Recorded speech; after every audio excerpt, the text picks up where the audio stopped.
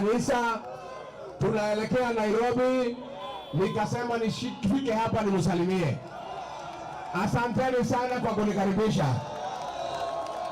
Asanteni sana kwa kunikaribisha watu ya Githurai.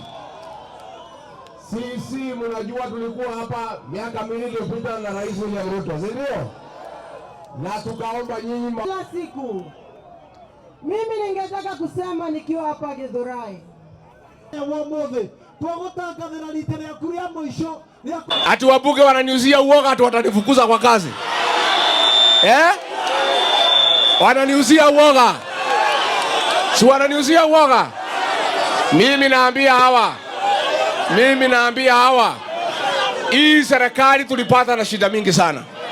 Na ile chama yetu ya UDA iko na president na deputy president. Na sisi tulichaguliwa tikiti moja.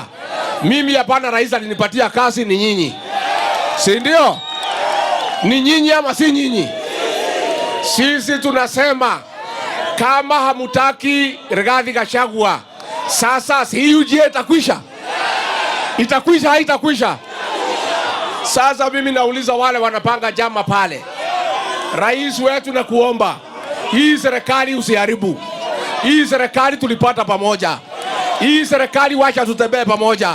Wacha tukafanye kazi miaka 3 ile imebaki. Hapo mbele kama uko na maneno ingine unaweza amua. Lakini kwa saa hii mimi nilipewa kura na hii watu ya Kenya. Siko namna hiyo. Wangapi wanasema Rigathi Gachagua alichaguliwa na Wakenya, alichaguliwa na Wakenya? Si ndio? Si ndio?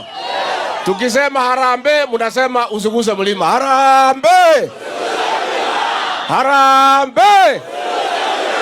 Harambee! Wasiguze mlima, si ndio?